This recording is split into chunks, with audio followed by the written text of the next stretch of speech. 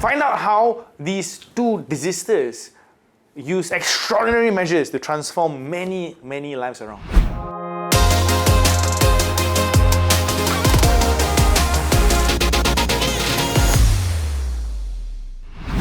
Hey guys, welcome to our episode of a Modern Wealth Podcast. Today, we have something really exciting to share. I have something actually very exciting to share. So, our Modern Wealth group has basically come in collaboration and actually acquired a stake in a new company, right? And this company is Lifecraft. The founders are actually here, and today it's an incredible organization which impacts lives across Singapore. And today we have the founders of Lifecraft, and they're going to be sharing exactly what they do, exactly how they impact lives, and it's going to be very impactful. You know, again, I caution you, hold back pull out some tissue papers, you might cry, right? Get ready to take down some amazing notes as well from their journeys, because these are two absolutely inspiring, powerful, authentic men, and I'm very sure there will be a lot of lessons that you will learn, that I will be learning from this interview as well, right? So without further ado, let's get started with our Modern Wealth Podcast. So welcome on the show, guys. Hey, hi Resh. All right, just to introduce the guys, Jerome. Hi guys, Jerome and Salim, right? Hi, guys. So Jerome and Salim, and they're founders of Lifecraft. And again, Modern Wealth Group has come as a partner to really help them to elevate their mission forward, right? So maybe in a sentence or less, Jerome, if you can actually explain, what does Lifecraft do? Crafting lives. Crafting lives. Our logo. Okay. Our slogan, basically. What we basically want to do is impact the lives of a certain group of underserved people in the community. Which is the certain group, brother? This certain group actually is very dear to our hearts, right? They are the ex-offenders, right? The guys who have just walked out from the Changi resorts. Changi resorts. The resorts, yeah. Okay. Irrespective of however long they're still there, right? As long as they have been residents at the Changi resorts for a bit, Sure. and they are fresh out, we just want to be there for them. For the context of our international, this is not a resort. A lot of international audience as well. Well, if you think about it in a way, yes. But these are for people who have offended, right? Who have had some. Okay, so let me just get that clear and straight. It's basically the prisons, right? The main prison in Singapore is the Changi prison, right? And any of these guys who just walked out. And very interestingly, guys, this is not just some random group that they actually want to serve, but it's very close to their hearts, right? And very simply, again, I'm going to leave you all to share your stories of how your past was and where you are today, right? But dude, if you can share, if you can start with you, Jerome, like tell us a little bit more about yourself. How you were as a younger guy, what happened that got you off track, and tell us the journey so far. Okay, thank you. So my story is actually a little bit interesting because I come from a single parent family, right? I grew up largely with my dad, right? And my father, being the very strict disciplinarian, right, was a role model for me, but not the type that I would have hoped for, right? He was a very strict man, right, with very strict values and principles, and a very high achiever. So there was a huge expectation that was on my shoulder, right? And along the way, right, I think I became a bit playful, right? So with the influence of a couple of my friends, I did go a bit astray, right? Dropped out from poly, went into early enlistment in national service, came out and decided to start joining the workforce at a very young age. So I joined the workforce at a very young age, and I actually took a lot of tumbles. I fell quite a bit. I had a few guys who were helping me along the way, guiding me, pointing me in directions which they felt were right for me. Not what I wanted, but they felt were right for me at that point in time. And these guys actually paved the way for me. I just followed, ended up working for the banks, right? Don't ask me how. God has basically gifted me with a talent which helped me to sell. So I was a good salesman, and I actually ended up working for the banks. Rose up the ranks, and this small entrepreneur in me actually wanted to expand out further. So I set up my own broking firm. I became a bank broker for SME banking, and I started to do my own business. Yeah.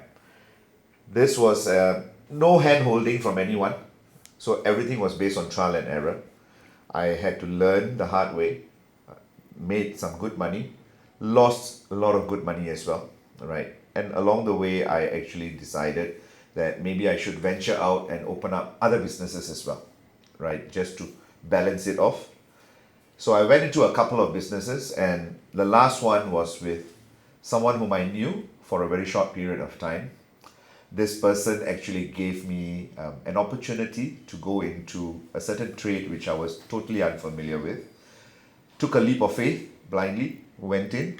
I didn't seek any form of assistance from anyone, so I took my entire life savings and I dumped it in. Only to realize that I was led astray. So got cheated lah, wholesale, basically.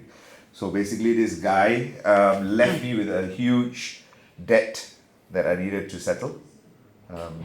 I took some time to pay that off. I tried to recover myself, but in that process of that recovery, I actually realized that I was going through a bout of depression. Because everything that happened around me was like, wow, I take from here, I pay here. I take from there, I pay here, you know.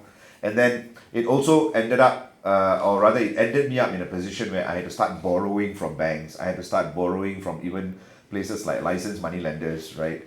Just to try and stay afloat. And of course, as a young entrepreneur, you know, you're very gung-ho when you go out and you start doing all this on your own, right? And to admit and accept defeat is actually a very huge blow to the ego. So I was not able to let go of that. I was not able to face that reality. So I just covered everything up. To a point where one day I realized that, my God, I don't know where this is headed anymore. And I just wanted to finish it all. Yeah. When I meant finish it all, I was thinking of doing the superhero, you know, I wanted the Superman, right? And it was at that point in time I reached out to a very dear friend, a very close friend of mine, or rather whom I thought was a friend, right? Who came up to me straight away and said, hey bro, what are you thinking about, man? What, you're gonna jump? Come on, there are better solutions than that. Got to think of your life, you got to think of your children, you got to think of your family. Come, don't worry about money, smoke first. Yeah. Wow. And he introduced me and brought me down the path of substance abuse. Wow. Yeah. So I was basically living in the shadows, right? Substance abuse, for those of you who are not aware of it yet, is something that I would hope and pray that it doesn't happen to my worst enemy, right? Because it causes an irreversible change in your head, right? Where you become so addicted to it so fast that you actually see your whole life just spiraling down right in front of your eyes, but you're not able to do anything about it. Wow. Yeah. Like, what were you on, bro? Oh, what did you want me to be on? Everything, the whole works. Like you see, right? I was an adventurous guy, self-made. So everything was by trial and error, right? So I try everything lah. Everything. Everything. So it started off with all the kindergarten stuff. Sure. And then I went straight into my doctorate lah. Wow. You know, right? Everything from your hardcore class A, whatever that CNB has on that list, everything I have tried.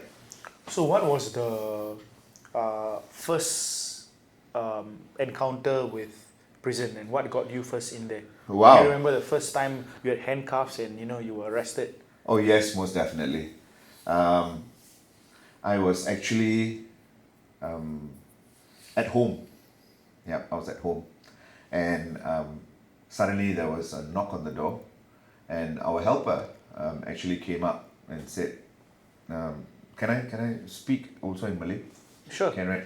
Hey sir, ada banyak orang kat luar. That actually translates to there's so many people out there looking for you.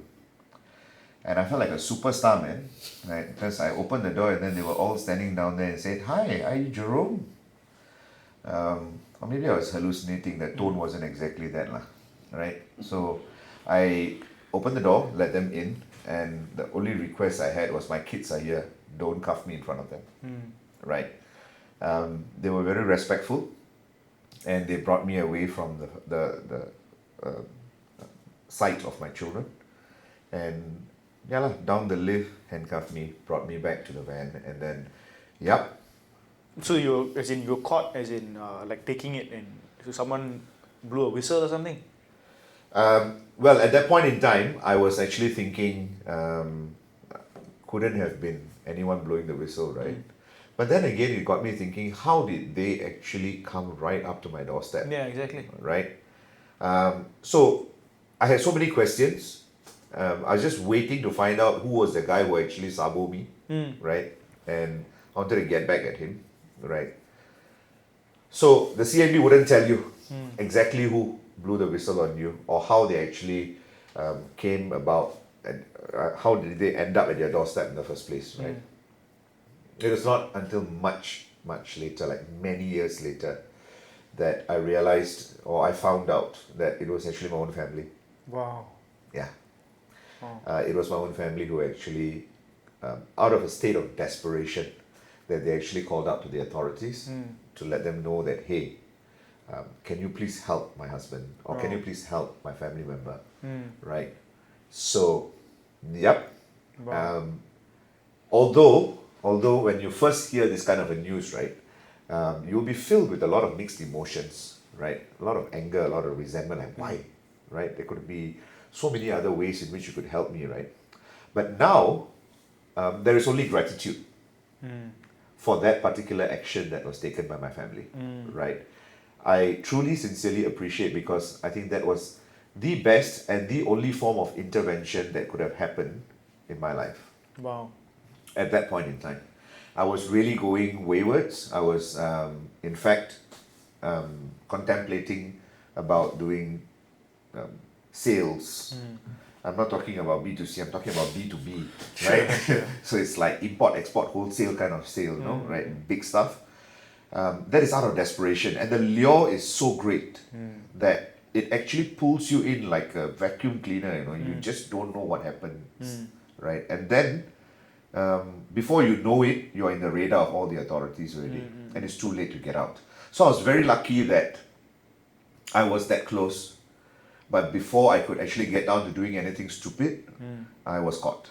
Wow. And I was just let off with a consumption sentence, right? Or actually, it's not classified as a sentence, right? It's actually, not even a sentence. yeah, it's not a sentence. It's actually a rehabilitation admission, right?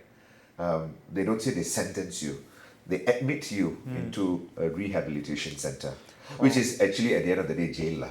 Basically, right? So when you're thinking rehabilitation, right, it's not hospital with aircon and beds and your TV down there and your Mozart that you can listen to calm your mind. No, the Mozart is the officer who will be yelling at you in the morning, right? And the bells that you hear, 3-4 times a day, that ding dong, ding dong, ding dong. So I went in angry at first. Well, how long was the first sentence? The first one was 14 months. 14 months, wow. Yeah, it's actually 12. You're supposed to get out somewhere halfway, especially if you're a first-time drug user, right? And you come back into the community and you start, or you finish your program outside in the community in some other form of facilities. But me being me, I had to just try and push the buttons and test the system. So they say, you know what? You're better off back in there again. So I just went back inside lah. Oh, you went back inside? Yeah, I went back inside. I got sent back inside. I said after you came out or what? Oh yeah, after I came out for a bit. So I was placed at a halfway home. Yeah. And I just couldn't connect with the people down there. Somehow there was a clash of ego again, and then I guess I don't subdue to the authoritarian kind of way of handling things. Sure. Right? So yeah, langgar lah. Whack somebody. No lah, I never whack anybody lah, bro. Don't make me seem like, but almost, right? And then for that you went back in? Yeah, so they say, you know what, you're too good for this halfway house, you just go back there again, it's safer for us and you. So I went back lah. Wow. And they not only sent me back inside there, they decided to extend my staycation as well. Wow. Yeah, so 14 months I finished. One thing that I realized that in prison, or rather in the current drug rehabilitation centers, is that you're not alone, right? You are placed in a facility with many others, obvious reasons. But the thing is that when you're in the company of maybe 3, 4, 8, now I think they even have up to 20 guys in a dorm, right? And you are locked away without much activity for the whole day. So natural human tendency, what you do, you just end up talking about your story, my story, who you know, who I know, what lobang you got, what lobang I got. And then at the end of the day, you just come up with double lobang, right? You come back out into the society knowing more people than you ever knew before. And that can be a double-edged sword, right? Actually, no lah, it's not a double-edged sword. It's just a sickle, straight sword, right? That is just going to slice your mindset, because you know why? It places you back in a community where, look, frankly, at the end of the day, it's whether you want to change or not, right? And if you are put in a circle of people who are not ready to change yet, are not ready to embrace that new life yet, right? So the natural thing is that they're just going to try and pull you along, lah, you know? Bro, I have a very, very important question. I'll ask both of you all. Sure. How is it like, let's say for example, a guy goes in as a junkie, right? Yeah. Then you're arrested, you're put in jail. What, they just immediately cold turkey you, is it? Then what if people suddenly get like relapse, and then, you know, people will start having, you know, all these reactions and stuff. So what was it like, you know, especially if you're addicted? Yeah. So cold turkey immediately? Okay, so later he will share with you the old school way, because he is more lao jiao than me. Older generation. Old bird. Okay. But the more recent regimes actually start off with something called pending. Means what? So you are placed basically in your hospital attire, Okay. right? And you're locked away in a basement area where you have no track of time. You don't know whether it's night or day or raining or snowing outside, right? And basically, you are just put through a very rigorous, hardcore cold turkey period. Wow. Yeah. And that lasts you for 7 days. Hardcore, so you cannot do anything. Nope. And then people will, I'm sure people will riff and, you know, I don't know. The only thing that you will probably be doing day and night is bathing. Yeah. Bathing. But I'm not sure about the new, this one. Yeah. Mine is How was those yours days. like? So the water is on. Ah. There's a tap, a good flow of water. So you just bathe. Keep bathing. Because your body temperature will go up. You'll be breaking into cold sweats a lot. Yeah. That's for heroin addiction. I'm not too sure about meth, but heroin addiction is like that. So you have to keep bathing to cool yourself down. Oh wow. So they just put you in water 7 days, you just bathe.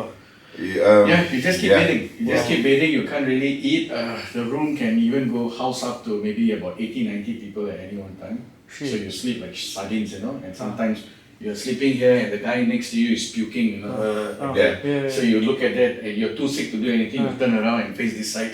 You know. All that happens. Wow. What about cigarettes? Cigarette? No cigarettes. Can. You have the imaginary ones. You will see guys sitting down there with their legs crossed, right? With one head, with their head on one arm, and then they'll be smoking their imaginary cigarettes, right? So no cigarettes at all? No, there were early 90s. There were cigarettes. It was rationed, so you can buy. Your family is visiting you. They can bring in cigarettes for you. Even in Queenstown remand in those days, the first time I ever experienced this life was in Queenstown remand. So you can have But nowadays? cigarettes. No? Nowadays, Even the architecture is no longer there. The building has been. So you're a restored. hardcore smoker again, you know, a lot since how these guys 5-6 packs a day or whatever. So also Nothing. cold turkey. Cold turkey. Yeah. So you cold turkey a lot of things at the same time. Yeah. Wow, it's not easy, I guess the generation now, right, the biggest cold turkey they will go through is their handphones, lah. Oh, yeah, handphones. Yeah. There's no handphones. Or whatever tech that they have out there, right? they will definitely go through a huge cold turkey because suddenly you go lost. Wow. Because you don't know how to talk to the person sitting next to you anymore already. Wow. Yeah, you're all the way on your phone, right? Yeah, but yeah, you're right. He's absolutely right. But the old school, yeah, they had cigarettes and tobacco ration. The new ones, no. And it's not so much on 80, 90 people. I think right now they have compressed it to maybe I think a maximum of 16, 20 in a cell. It's a large cell, right? I tell you this thing that really happened to me, okay? The first time around. So they just give you a straw mat and there's no pillow, right? And when he's talking about water, right? It is actually just plain cold, pure ice cold water. Okay, there's no 777 heater, no, nothing of that sort. Sure. Okay, for you to have a hot shower and just relax. So you're not there for a sauna, and basically I'm just lying there in my straw mat.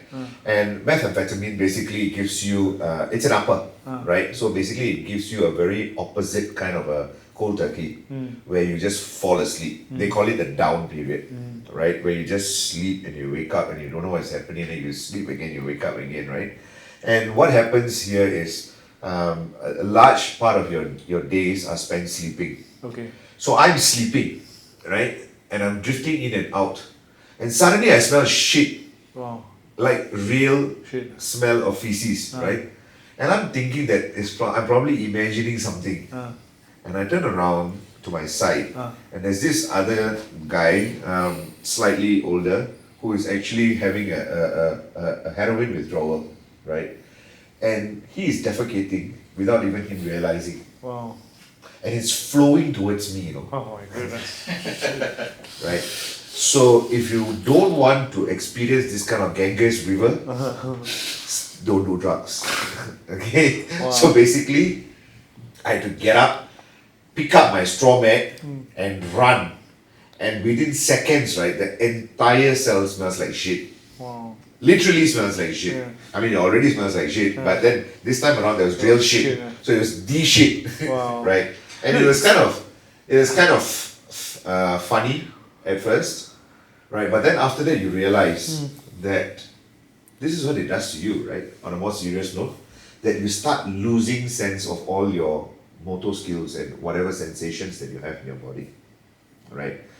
You are physically there, but you're unable to even help yourself. Wow. Do you really want to go through this? Wow.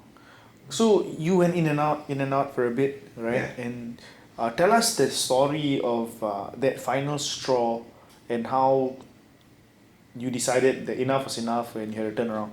All right. So the first time when I went, I was put in a cell with 8 of them. Like I said, I came back as the Lobang King, right? Now I got so many different type of contexts, right? So came out and then tried my best to reintegrate, get back with my family, reconcile. 20 days after my first release, my dad passed on. And that left me actually in shatters again, right? I was very close to my father, regardless of how much of a disciplinarian he was. For the last 10 years of his life, he was bedridden, and I was his sole caregiver. And I actually was a bit shattered, and it came to a point where I couldn't cry. So, as usual, I just called up someone and I said, you know what? My father just died and I cannot cry. And these are all excuses. Just to reiterate, it's not a valid reason for you to start on anything again. But these were excuses that I made up in my head, right? That, oh, my father died. I need to cry. I need to grieve right now, right? And the only way for me to trigger that grief is through drug, right? And within seconds, I just picked up the phone. Once you make up your mind already, right, you straight away act on it. I picked up the phone, I called this guy. And this guy is faster than any of your Food Panda or Grab drivers, right? He delivered the stuff to me hot and spicy in like less than an hour, right? And same thing, I just went back in that same whirlwind circle again. Wow. Second time, within 6 months I was caught. Wow. Went back in again, right?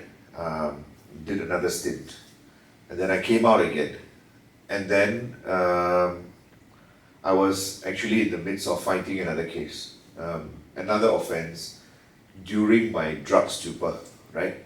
And yeah, the third one, the last one, coming back to your point, was basically 3 years. Wow. Plus. That means a total of 3 years, 7 months, right? Because of all the other miscellaneous stuff as well. And that was actually in solitary confinement. Wow. So in prisons right now, in the whole cluster, the whole complex, right? You've got 2 clusters that house primarily all the offenders from various, whatever offences. And there are 2 maximum security institutions. One is called the A1, right? So if people tell you they scored an A1, it's not a passing grade. No, it's not a distinction. Another one is a B1, right? These 2 are predominantly known for their maximum security regimes, right? I have no clue as to why I was actually placed in there. But somehow, I ended up in there because of the COVID period. So we had to actually go through an isolation period for all the newcomers who just come in. And then for the first 17 days, they didn't open the door. Imagine I put you in a room and I lock and I don't open the room for 17 days. Give food lah. Of course. So they give you food, there is water, there's a straw mat, right? They give you all your clothes, a few sets that you need to use, and they just lock the door for 17 days and they don't open. Right? That can make even a normal person, right, start hearing voices. Right? And I was like going crazy. I started to, shout, yell, scream. How big is the room, bro? This size? This size is like a bungalow, man. Yeah. So yeah, it's smaller. It's okay. Literally, you walk 8 steps, and you're at the other end of the room. 8 steps, so it's okay lah. Yeah. Probably half. Yeah. Toilet included. Wow. Yeah. So if I'm 175, so if I were to stretch myself straight up, right, I'm almost hitting the wall already. Wow. So if you're any taller, yeah, You good gotta luck bend to your you. legs, Yeah, good luck to you. So and basically, this officer comes along, right, and asks, "Hey, what's your problem?" Actually, he was one of the seniors there, right? He asked, "What's your problem?" Maybe they charge you, So at that point in time, right, you're all gung ho, right? You want to charge lah, right? But you put a person in here for this long a period, right? You will go crazy, Even people not crazy can go crazy. So he says, "What do you want?" I say, "At least give me something to read lah." How many days I called in for the librarian already? Nobody came.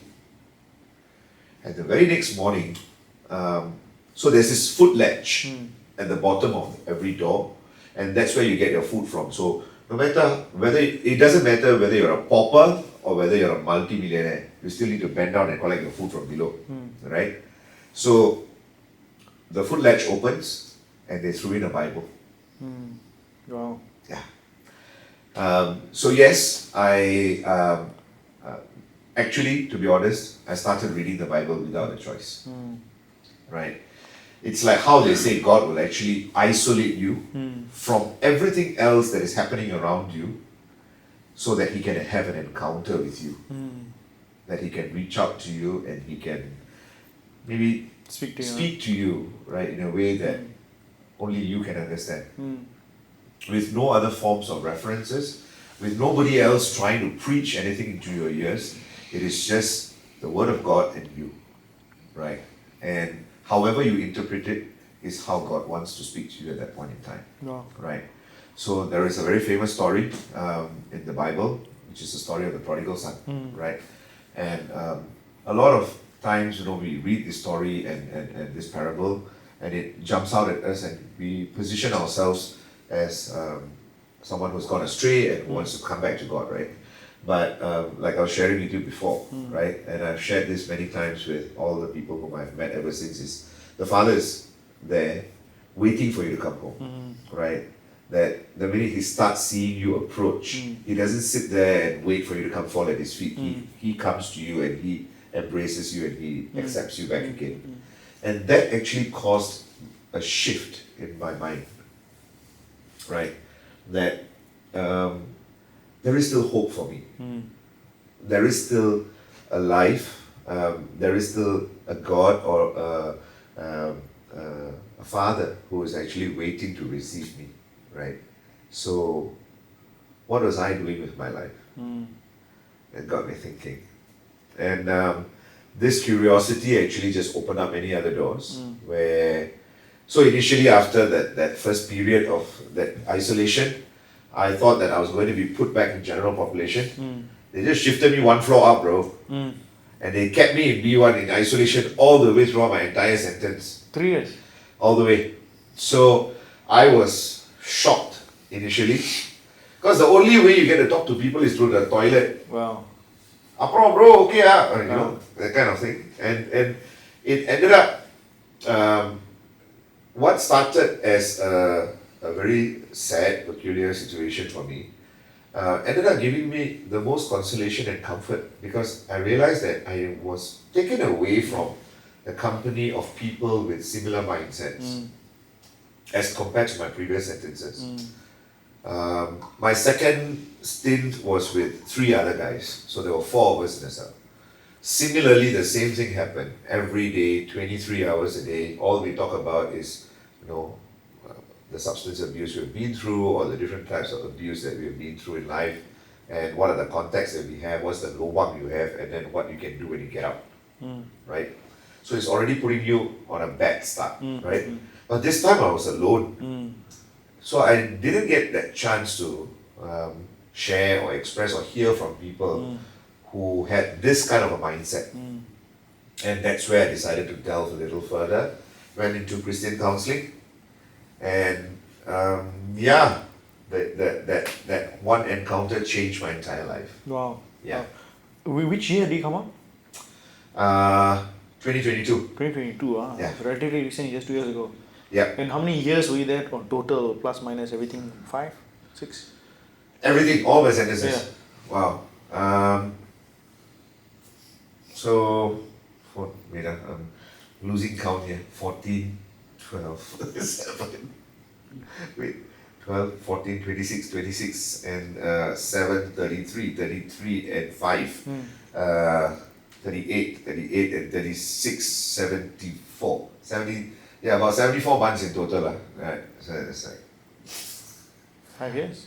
yeah, they're about five-ish. And this was away from your kids are pretty young, right? So your kids are pretty young currently right now as well. So this was a large part of their young years as well, Yes. So I have 4 of them, 4 beautiful children, Yep. right? 2 boys and 2 girls, and a large part of, especially my younger 2 children's growing up years, Yeah. I was away.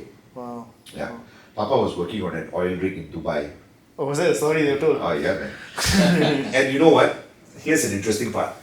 So as Salim would know and agree, and as if you have any form of incarceration experience, you would know that it's almost impossible for you to make phone calls from prison, Yeah. right? Under really, really serious, severe circumstances, only then would they allow you to probably make a call to your loved ones, right? But this is where God was so good, and I felt that there was that provision for me that happened where I was so blessed, right? Where they introduced a program called Dads Do Care. It's in conjunction with the Dads for Life program, right? And this Dads Do Care program was something that I jumped on straight away, because that was one of the primary things in my mind, that I want to get back with my kids. I want to get back with my family. How am I going to rebuild that relationship, right? One of the things that was firmly rooted and planted in my memory was when I came out from one of my earlier sentences, right? My older boy, he saw me and he started running away from me, not towards me. If he ran towards me, I'd be happy, but he ran away from me. And it left me feeling so sad, right? Like, where was I? What caused my own child to run from me, right? Was I looked upon as such a demon, right? That my own children needed to run from me. And so when this Dads Do Care program came about, right, I jumped at it. And I realized that if you participate in that program actively, not just for namesake, that there were a lot of perks and privileges as well. Entitlements that were given to you in the form of workshops, activities. You get to actually make phone calls back home to talk to your children, right? And I actually sat with the prison psychiatrist to share with her on my concerns that my children were young. And I think prisons at that point in time, they started taking a shift. Okay, and here's the best part, because the first two were basically drug rehabilitation sentences, right? Or admissions. But the third one, because there was a mix of other things as well involved, right? It was a penal sentence. So it's a bit different. Basically only the color of the shorts is different, but the living environment all the same, right? So I took this opportunity to ask them, if I were to exchange one of my visits, would it be possible for me to make a phone call back home? So that at least the children don't forget their papa's voice, right? And somehow, some blessing that just came, that they said, okay, but not to swap, but they would actually alternate and give me calls to call back home on every alternate Sunday. I was like, what? Okay. So when that worked, right, I thought that I needed to substitute my visits with these phone calls.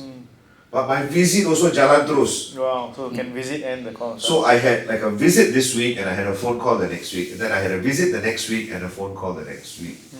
So I was able to actually speak with my children, albeit, yes, I'm sorry guys, at that point in time, you know, I did actually lie, right? I was not on board a ship. I was actually in a very, very safe place. Ship is dangerous because it's out in the ocean, right? But this was on land, very safe, right? But the iron was still the same, right? So basically, that was that. I had an opportunity for them to hear my voice. I had an opportunity to hear their voices so that I also had a peace of mind as I was serving my sentence. It gave me something to look forward to. It gave me something to actually keep my attitude and my behavior in check. Because I knew that with every phone call, I'm one step closer to home. Amazing, crazy. Yeah, it was totally out of this world.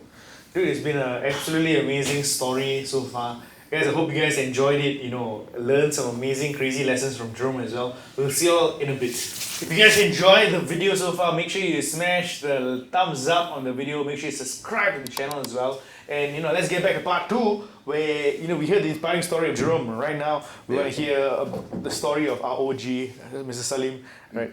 So Salim, tell us about your story, right? Like, you know, your incarceration experience was some time ago, and this was in at a very, very early age where, you know, things started spiraling, right? So what happened early on, and what was the journey like? Okay, well, my journey is slightly different from Jerome's.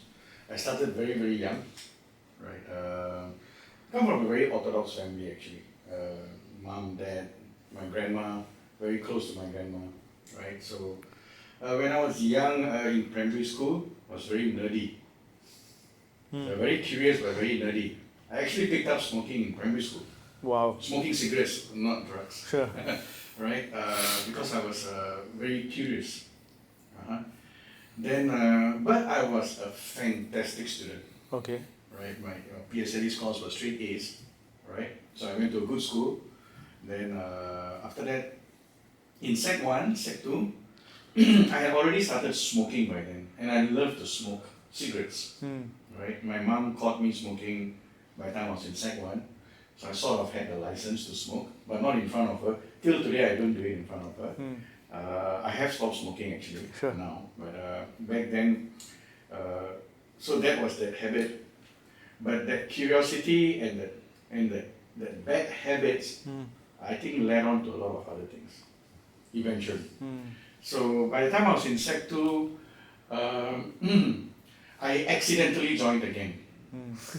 How do you accidentally join a gang? I accidentally joined the gang because, well, it's a very funny story. I was somewhere in the west, my school. My school, I think 95% of the students were Chinese. Okay. I was one of the rare few dark ones there. Alright. So we were walking past a basketball court, and then after that, I was told to use a Hokkien expletive. This guy challenged me, my friend, to a group of guys who were playing basketball. And the moment he said it, I shouted it out loud. And then he was like, "Oh my God, why you say? So you asked me to say, I say that." And then this group of guys turned, looked at us. My friend went to speak to them. They were talking in Hokkien. At that time, I didn't really understand Hokkien. Then after that, what happened was the next day in school, so it seems this gang, street corner gang, was operating in my school. Up to that point, I didn't really know anything. Okay. So I was whacked by a group of guys in school, and I was continuously whacked during recess time, after school. But the good thing is, I didn't cry, I didn't run away, I was just getting whacked. You didn't fight back? Brother, I'm not Rajinikanth. There's like about 20 of them whacking you, 15, 20 of them. Okay. So the thing is, I did not run away, I did not cry, I did not anything. I mean, just getting whacked. I was in total shock. Okay. For the first time in my life, I'm getting properly whacked. You see? So after that, accidentally, I'm so stupid, I went back to the same place because I want to go and take the bus to go back home. I was caught again by the same group of guys. But this time round, they brought me to a coffee shop. One guy spoke to me, Indian fella. So he was like, "You know what? I heard you got whacked, but you need protection, right? You come and sit with me, I will give you the protection." I said, "Sure. I think I don't want to get whacked again." And that's how it all started. Wow. I didn't know what I was signing up for at the time. I was only smoking cigarettes. I never had a drop of alcohol in my life up to that point. I never knew about drugs. Never knew about anything. But the moment I signed up this contract with them, to say, "You know what? Okay, contract. Contract. Yeah. Yeah, because you can go in, you can never come out actually, technically, right? So I was inducted. The first thing I learned was to play Chinese mahjong. Gambling, you know? Because a lot of Chinese guys, right? So my So it's not some Indian gang or No. Initially I started off there. got Eventually, name a name I don't really want to share because I think those guys. They're still waiting at the basketball court. Yeah. So then after that, I started going to gambling then. I liked that feeling of going to. I was in Sec 2, early part of Sec 2. Then I liked the feeling of, wow, this is a gambling then. Learning how to play Chinese mahjong, learning some Hokkien words. Got into a few fights. I was successful in those few fights. I became happy that, you know what? Then I was taught how to fight. So you had to go for your MMA sessions. Wow. That time there was no MMA. We had our own, where you have to, they will be teaching you how to fight.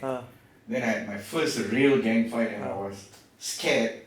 But you can't show anyone you're scared, because it's like, wow. With weapons? Not exactly. I think this is 1992. Sure. So the weapons that we used to use back then were umbrellas, poles. Still enough to whack somebody up. Enough, the Indian gangsters used to use a belt with a buckle there. Okay. But we seldom used to have Nice. very seldom. Okay. Very seldom. Now it's very different. But back then, very seldom. Yeah. So that's how it started. Along the way, I joined an Indian subsection of the gang. Subsidiary.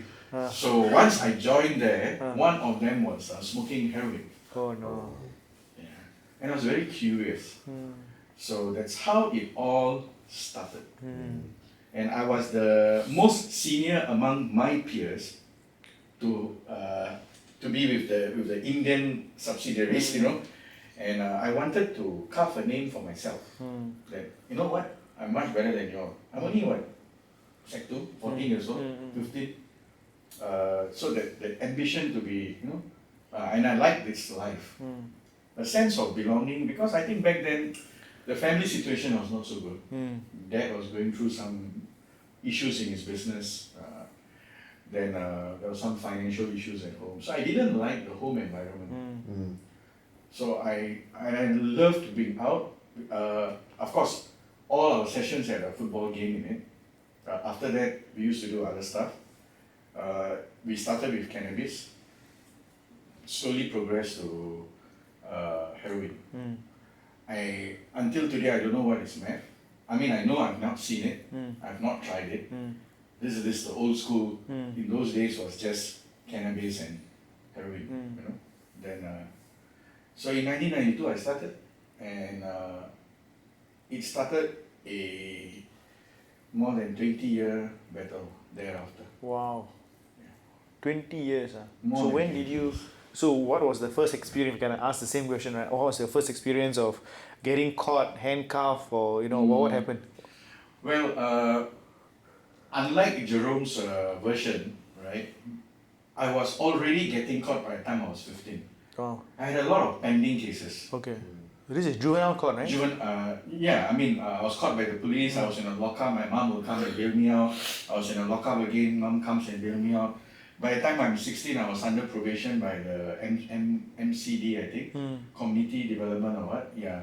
And I had to report at Thompson to sign. I was on a urine testing regime because my urine test was positive, but I was a student. So the report from the school was good. And because my studies were good, no matter how intoxicated I was, I'll be getting A's for my papers. I don't know how, but it was what it is. Sure. Right? So then by the time I finished my O-levels, I was already on probation. I was a juvenile delinquent at the time. I was safe from going to the Reformative Training Center regime because of my good grades.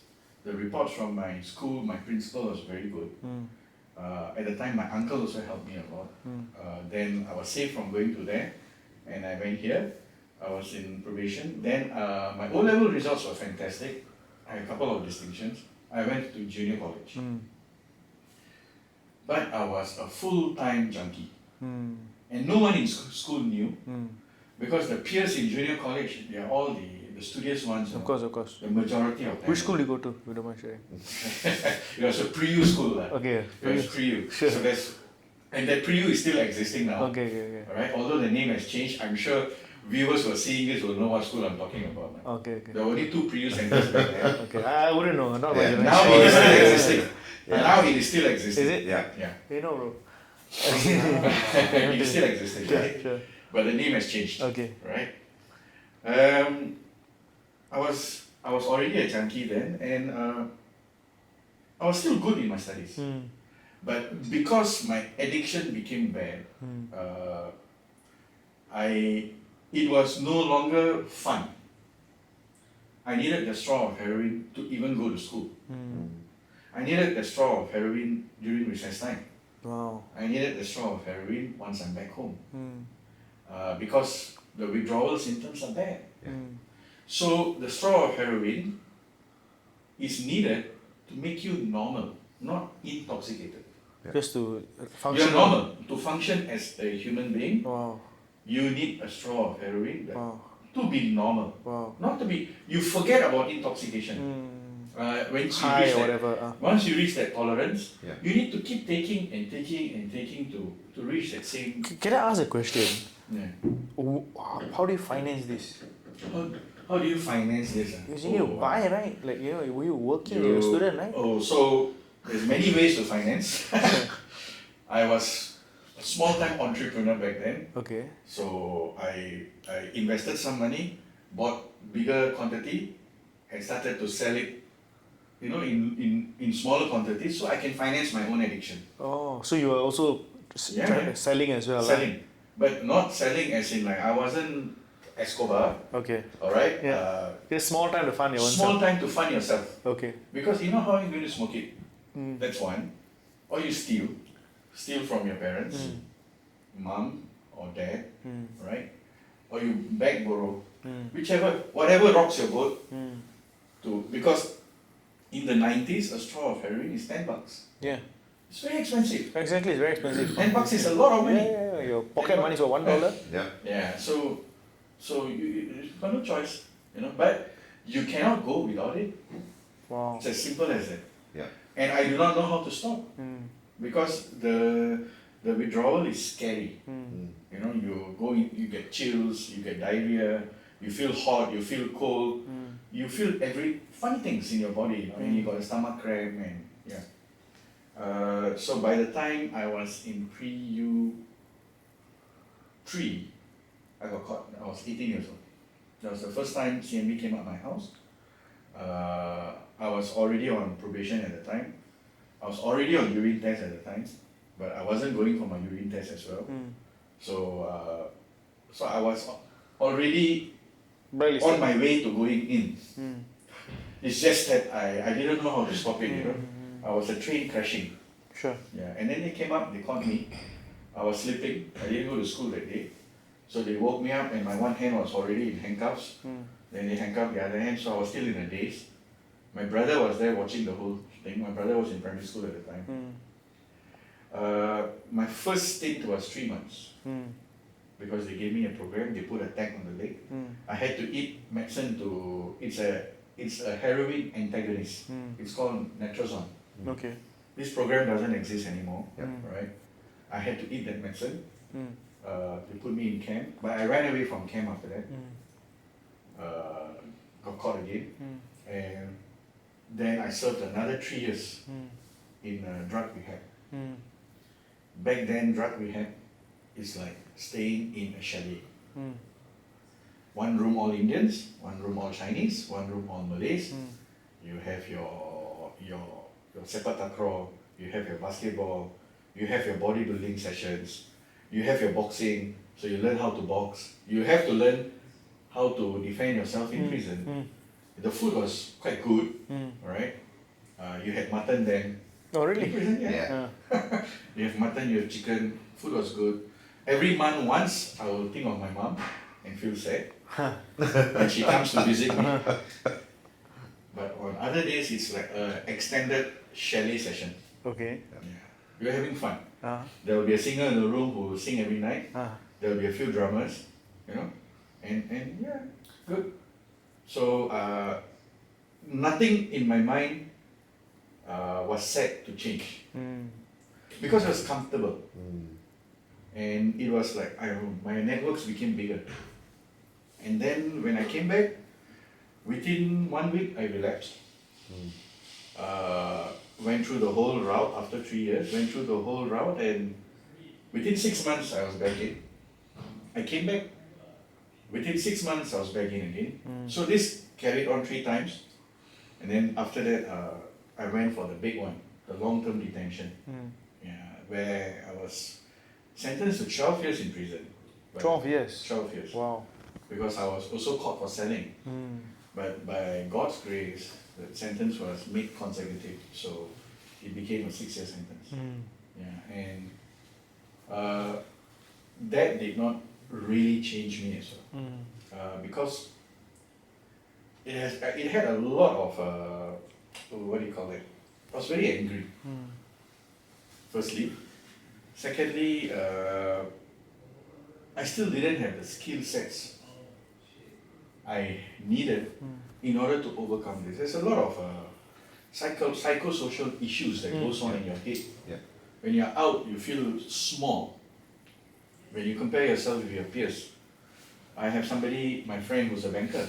I have somebody who's my friend who's earning 15K a month, a teacher. And they're all doing well. And then when you come back, you're like, how am I ever going to catch up with them?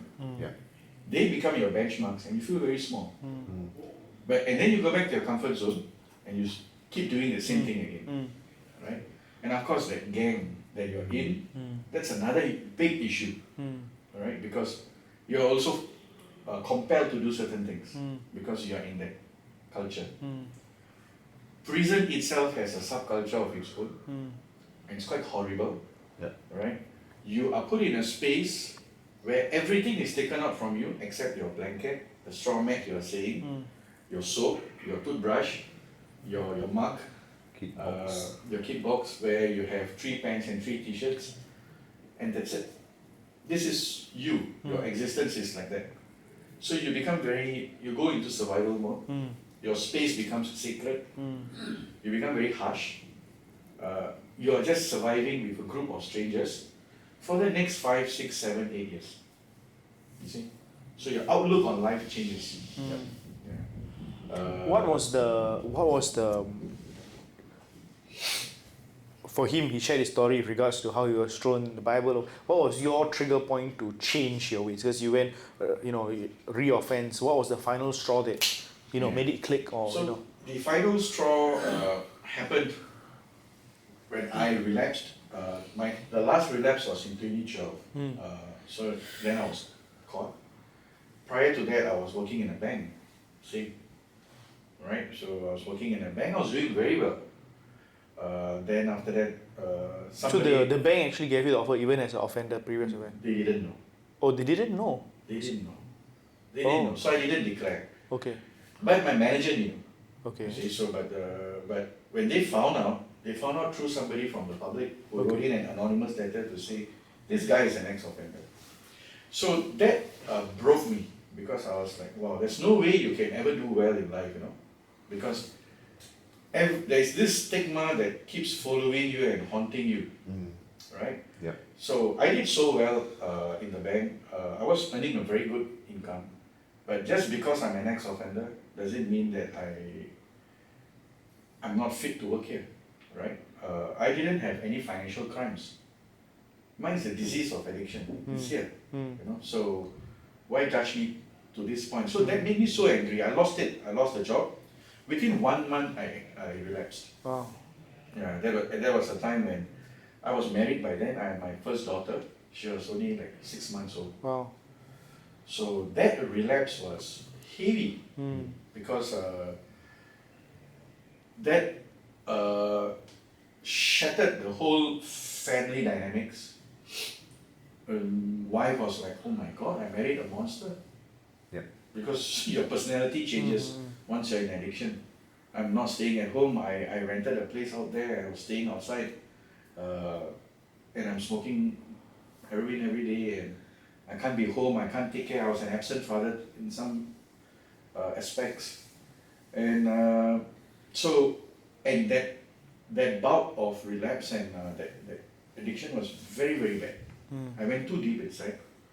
So there was at some points where I was even contemplating, like, you know what, I should just jump down and end my life, because I didn't know how to stop it, and I was going nowhere with my life. So by God's grace, I was caught. I wasn't caught with big quantity in my hand, so I was given another 7 years sentence with the caning and all that. It was at this period where I saw both my daughters growing up on TV. So my wife made it very clear. She said, I'm not going to bring them to visit you, but I'll bring them to the teleconferencing. You can see them on TV. So that was the most painful aspect of that whole entire relapse, incarceration.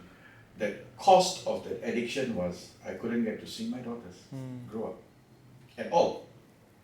So that snapped me, and I was like, you know what, I got to stop this. I requested to see the officer, and I was like, the first thing I wanted to do for myself is keep my mind active. That's how I'm going to do my A-levels again. Then he was like, you sure? I said, yeah. I want to go and do my A-levels again. So I still had some secret society connections here and there. So I totally washed my hands off. I said, you know what, guys, don't disturb me. I don't want to be involved in anything. I want to go and study. Then I was selected. I went to study. I I was in the prison school, did my A levels, I did all my 5 subjects, and instead of doing it in 2 years, I challenged myself to do it in 9 months. Because I start in January and October is A level exams. Why that 9 months is I didn't want to think of anything else except studying, and to challenge myself to do this. And if I can do this, I felt that I can do more. So I knew I had it in me to focus. So I used the studies as that tool to focus. And by God's grace, I did it and I got my A's. And I was very, very happy with my results because now I can go to NUS. Although I've not pursued my degree, but at least I got this. That also made my wife, my mom, they were happy that at least I'm doing something fruitful. And that started that whole chain of positivity in my mind. Fantastic, fantastic. Yeah. And when did you get released? In 2016. 2016. So after that, then you went back to the workforce, and was it as difficult? So now this time round, when I was in the bank, I lied. So I was behind a facade, right? I didn't want that to happen again. So I told myself I want to tell the truth. And I'll only work for an employer who knows that I'm an ex-offender. Very simple. So Yellow Ribbon, my job coach, helped me. And he introduced me to this social enterprise. So I went there, and they were like, and I was hired on the first day itself, on the interview. Of course, the pay was low, and I started from ground up. And I hang around there for another 8 years. Wow. Right. Yeah. 8 years, huh? Yeah. So fantastic, fantastic. And that story Yeah. became viral in prison. Yeah. About this guy, this fictitious character, this mythical dragon, right, called Salim. And the amazing things that he was actually doing on the outside, working with the social enterprise and trying to impact lives, right? Wow. So in prison is such a small community, and then word gets around very fast, and then they'll be like, hey, who is this Salim? Who is this Salim? So at that point in time, I was, honestly speaking, I just shelved it. I didn't pursue that matter. Then when I came back out again, right, that name came up again. And then in my heart, I was thinking like, who is this Salim? It's like this guy who has been doing so much, but so low profile. So I said, okay, you know what? I'm going to go and seek this guy out. So it was through another ex-offender as well, another amazing guy who has done an amazing transformation with his life. He's on a scholarship right now, and this guy is a fantastic gem of a person. I met him, I spoke to him, I met him, and then he says that, hey bro, you know what? There's this social transformation program. Would you like to come and experience it first? So I was like, okay. I go through the basic modules, and I was just going through the coursework. It's like what it actually encompasses, right? And I found it to be very meaningful. So to pick up from where he left off, right? It's true.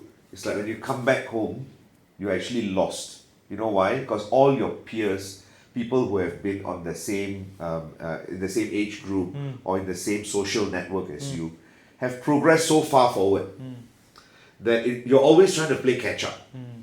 And that is an honest truth. And if you constantly keep telling yourself that I need to be back to where I was before, you are never going to get there. And that's the truth. It is about how your mind needs to start mapping alternative routes right now, where you can actually reinstate your self-confidence, and you can actually better your own skill sets and tell yourself, you know what, I'm also good at these other things. Amazing, amazing. Guys, I hope you all enjoy this story. And that's exactly how they met, right? Yeah. Through this program where they met. Very soon we're going to get back into part 3.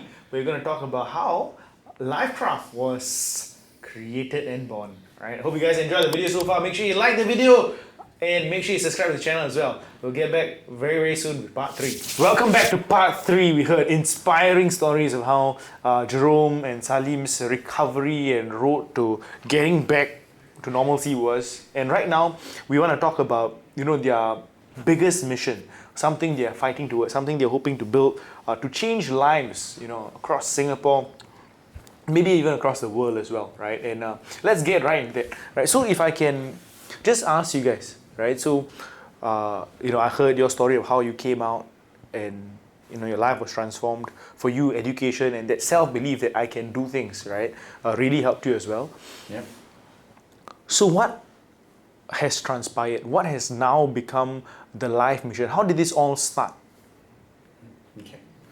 So I saw that personal transformation in myself when I started to go back to prison to train. When I was back working in the social enterprise, my prison pass was approved. So I went back to prison as a trainer. And that's where I saw a lot of my old friends, acquaintances back there, struggling still, same mindsets. And I was there training them. When I saw that, then it struck me that there's so many such people like myself who are still stuck in the same vicious cycle, not knowing how to manage and handle their recovery once they're back. All right, so this was the trigger point. And there it gave birth to that deep desire within me that, you know what, I think with all my experiences, my journey in going through the prison system for maybe more than 15 years, spending time incarcerated, more than 20 years battling with the disease of addiction, and now that I have managed to cross over to the other side, I'm well in charge of my own recovery, my family, my personal relationships, my financials, they're now back on track. So how can I now replicate this to the next life? And how can I lift that person up? Because everybody who is going through the same journey is my mirror. I see myself in him and or her, fighting the same battles, all right? So, and every person that I uplift eventually goes back to helping my own recovery as well. So, and this is the good energy that's going around, right? So, I had this deep desire, and eventually, after about almost 8 years with the social enterprise, I thought, well, there are a lot of elements of the recovery process where I feel that I can maybe value add. All right?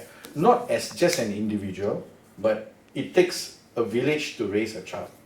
So there's a lot of networks today, a lot of organizations that are all playing their part in their own silos. So what I envisioned myself doing is tapping on all this to help the person overcome addiction and to stay out of prison and to become productive. And in this whole journey, I also realized that a very, very important element is the mentoring. And also coaching.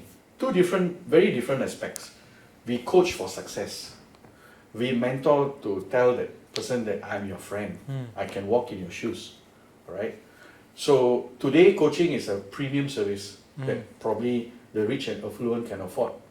I wanted to bring this across to the person who really, really needs it.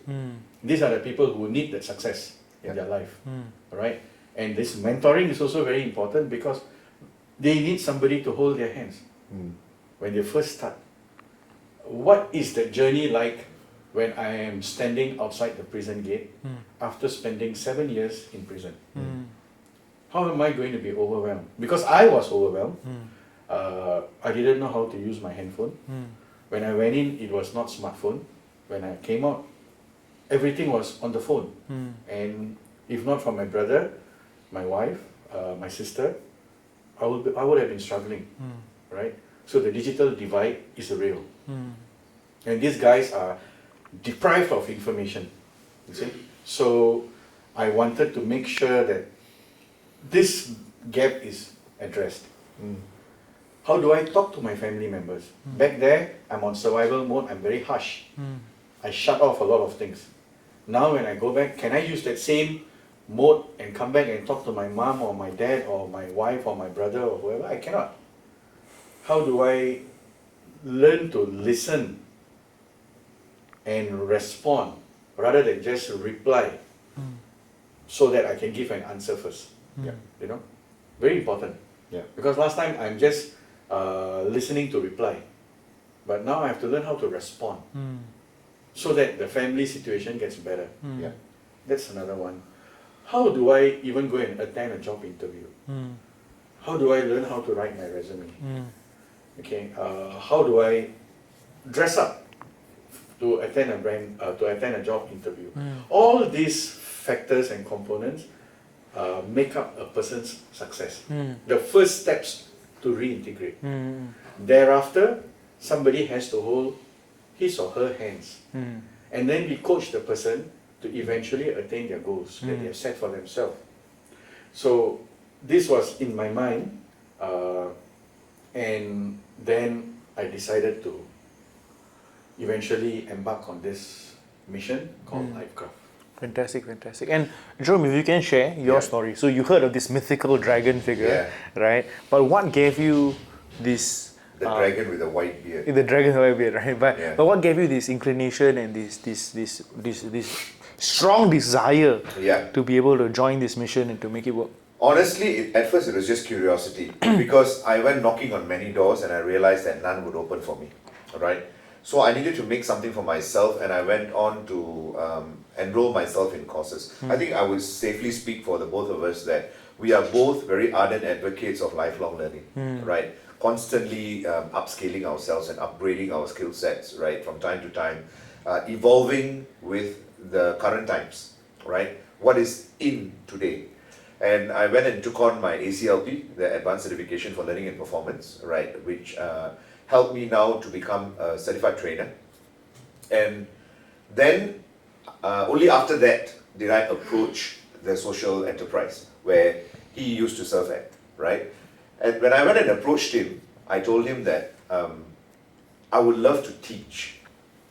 I am so in awe of this entire program, right? And I want to actually be able to teach this to others, right? So I will never forget that day where I actually came to the office, attended an interview, walked away from the interview thinking they're going to get back to me in a few days. Almost, I think less than 5 minutes or 7 minutes later, as I was walking back to the MRT, right? And then this gentleman calls me and he says, "Bro, where are you?" And he runs after me. So if I can bring you back a little bit, you know the story of the prodigal son, where the father will actually come up and run towards you. So he ran after me and he told me, he said, "You got the job." And that actually moved me a lot, right? For a person to actually run down and he didn't say, "Come back to the office, I want to talk to you." He actually ran down and he ran towards the MRT and he stopped me halfway. And he told me, he said, "You know what? They have decided to give you a chance, right? You've got the job. How you make best use of this is entirely in your hands from here forth, right?" And something clicked that, you know what? This is the same statement that I want to deliver or I want to pass on to another person who is in the same situation as me. That means I've come out, I didn't know what to do, I know that I'm lacking very far behind, right? But I have somehow managed to gain some skill sets and now I need an opportunity, right?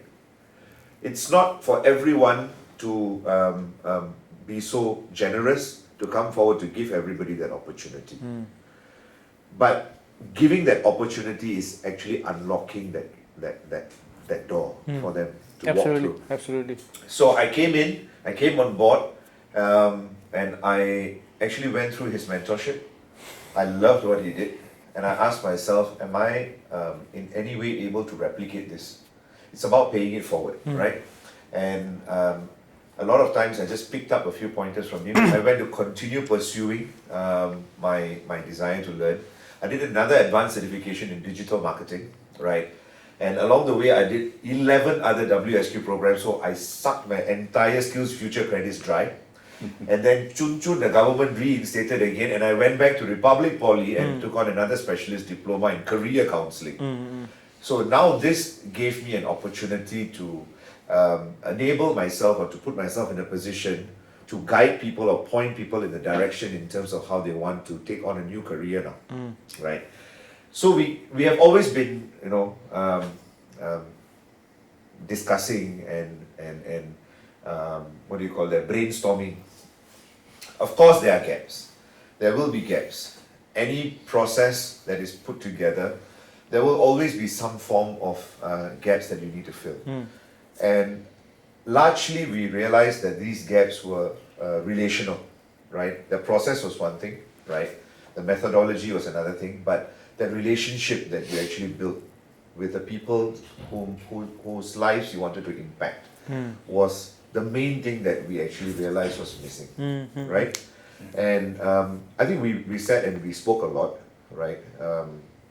And we went and pitched it to a lot of people. Literally to the point of knocking and banging on doors.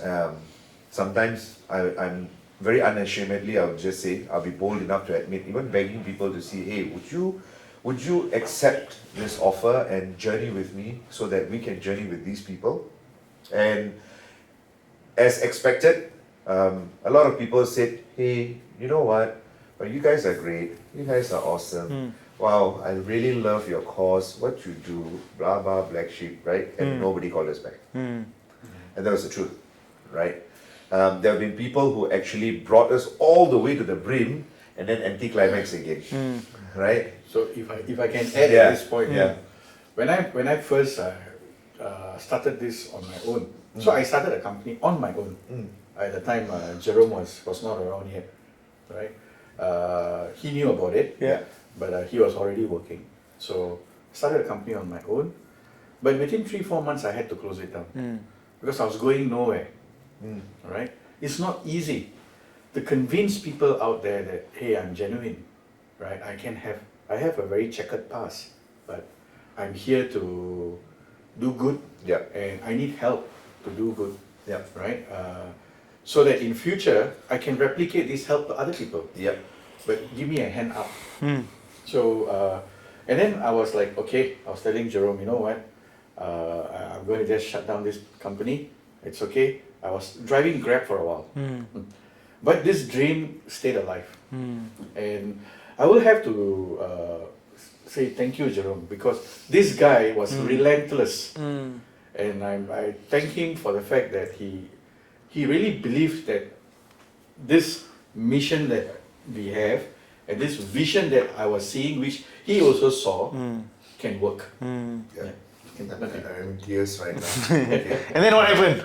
How did this dream So like how he was driving Grab, and I also went and got myself a job on the outside, because we are just normal people, right, who really are hungry to make a difference, right? And but we have families that we need to take care of as well. We're still building our tent, and that sometimes can pause whatever plans that you have in mind. And I am very faith-based, as in I'm very deeply rooted to my church community. That's the newfound family that I have, right? And in my journey of my Christian faith, right, I met this amazing young man one day, right? I actually first thought he was a poly student. So I thought he was a youth, right? And when he walked in, I didn't know anything about him. I just bumped into him at a church camp, right? And that person was none other than, ta-da! Poly student, thank God. Legit, that is for sure, bro. Anyway, seriously, you shave off all your beard, right? You look like a poly student. And then he's still a youth. And then what happened, bro? Yeah. So you should share actually. Then what happened? What transpired, right, between us? So we had this beautiful relationship in God's presence, and I think that is the basis that takes every relationship to the next level, right? Where we place our faith in God, and we place our faith in one another, right? And we met at another church retreat conference, right? couple of months fast forward, and we met, and coincidentally we sat, and I didn't know he was going, he didn't know I was going, and we just happened to meet at the same time, right? Until today, I can only relate this entire meeting. It's not a coincidence, lah. It's, I think, God's plan and work, right? And we sat and we spoke in great detail, and the rest is history. He loved the idea, and it was only after that that I started to research a little bit more on Modern Wealth Academy and what you guys do, right? So he was very generous enough to bless us, right? And he came forward and he says, you know what? I'm here. I'll journey with you. So in all honesty, right? Because of our past experiences of having spoken to so many people, I was just thinking, okay, you know what? This is just a hype, right? And that the hype will die, and then eventually it'll just fizzle off, right? But when he did an act of blessing, which really implanted his position and his willingness to journey. So at the end of it, when we got back, I straight away spoke to Salim, and I told him, you know what? I had this amazing encounter, right, with this poly student looking guy, right? And then I did some homework and I realized that and this is what Modern Wealth Academy does, right? And this guy is interested in journeying with us. And then he was initially a bit, okay, let's meet up with him and let's see what we can do, and let's propose to him, let's talk to him. How about you fix it for next week, Tuesday or Wednesday, right? It was back then. Yeah. So come Monday morning and I call him up and I ask him, I said, are you free on Tuesday or Wednesday? You know, typical salesman question, yeah. Are you free on Tuesday or Wednesday? Close question, right? And he says, why Tuesday or Wednesday? Come, let's meet for lunch today, right? Yeah. And then, yep, that was it, and we met. Yeah. Very, very humble beginnings. We didn't meet at a posh place. It was a very humble beginning over a coffee, right? And what started off that day is still very deeply etched in my mind, because one thing that I realized is that not everybody walks the talk, right? And it takes a lot of confidence, courage, and faith, I believe, for you to actually journey this entire process. And we really appreciate you for that. Absolutely, right? man. You know, if I can just share myself, right? So again, the encounter and the reason why I, decided to do it was very simply through Jerome's, because of what Jerome said. But I just want to share, and hopefully this helps some of you. And this is a testimony of him.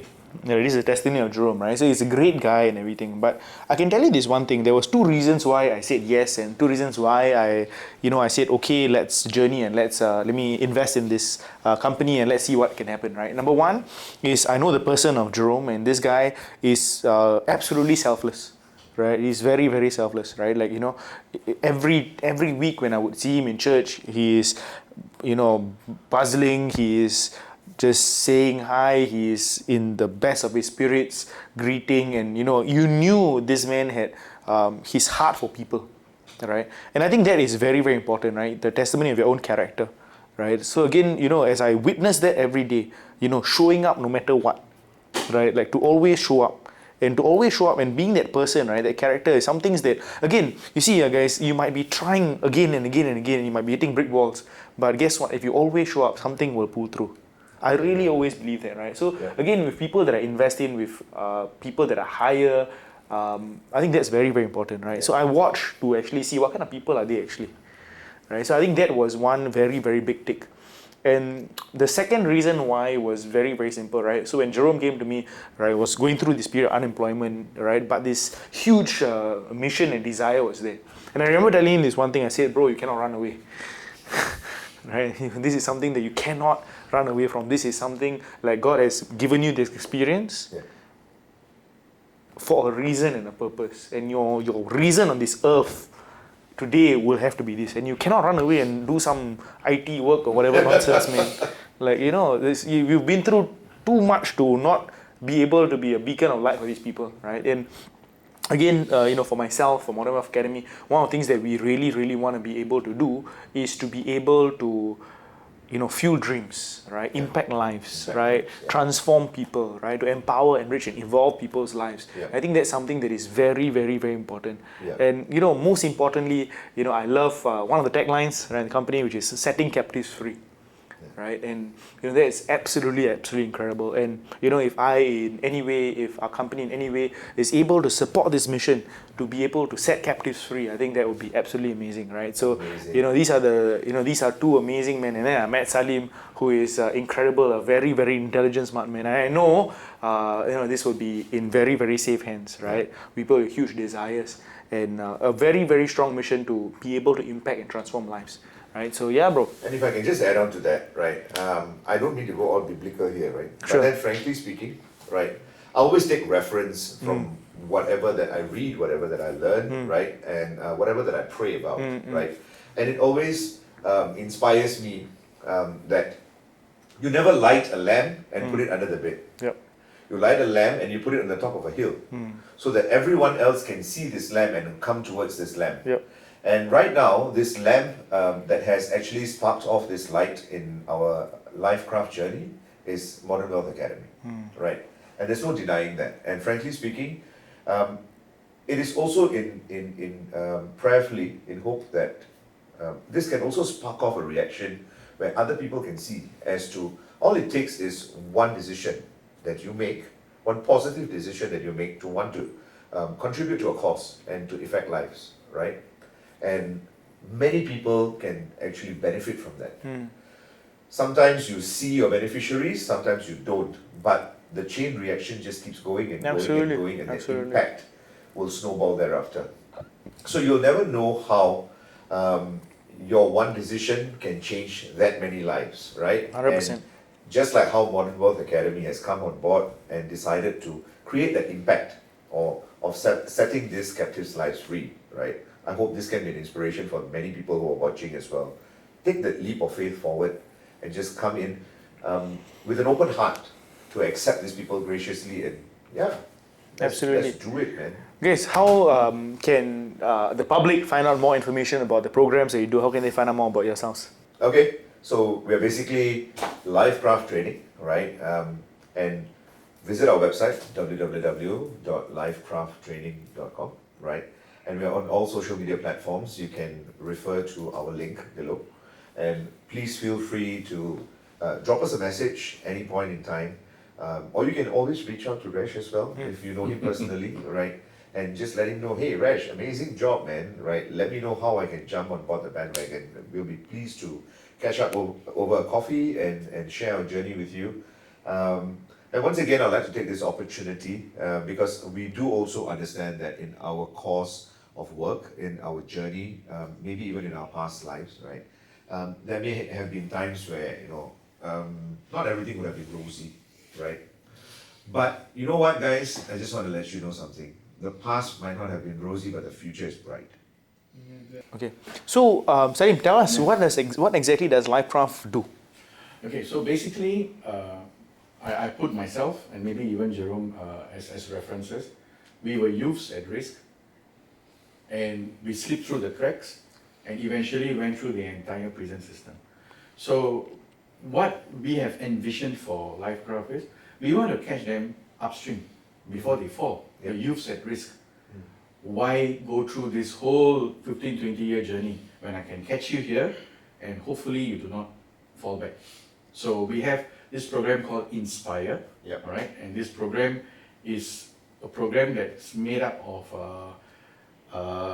training, coaching, as well as mentoring, and an alumni association where the youths can come and take part in holistic activities, all right? It's called Inspire. If they have already fallen through, then we have another program called Lifeline, where these guys, I don't really want to call them ex-offenders, the desisters. This is the new buzzword. So the desisters who are out there, getting them upskilled, reskilled, to unlearn some of the bad habits they have picked up in prison, and then to put them back to the work environment, and to coach and mentor them throughout this journey. All right, so that program is called Lifeline. So currently we have these two programs to impact the youth at risk as well as those who are coming back from prison. So that's the key word, desisters. Sure. No more ex-convict, no more ex-offenders, no more jailbird. We don't want to hear. We wanna address them with the utmost respect. Sure. Because no matter what they might have done previously, they still deserve a fresh start, and a fresh start comes with fresh respect. Absolutely. Right. Amazing. Good to know. Fantastic. So these are the programs basically we're running, and feel free to hit us up anytime, right? All our contact details are here. Awesome. And journey with us. Awesome. Yep. Thank you very much, guys. I really truly appreciate sharing your Thank stories, you. being so open to share your hearts and your sleeves. You know, I pray for continued success for you guys, right? And hopefully, not hopefully, surely many lives will be transformed, right? Yes, Through sir. your trainings and everything. So it's been absolutely amazing, guys. Again, do drop them a follow on LinkedIn, their various platforms as well. Journey with us, journey on our journey on transforming lives, and hopefully we see you on the other side. Take care, guys. God bless. Make sure you like and subscribe to the video. Bye. Bye.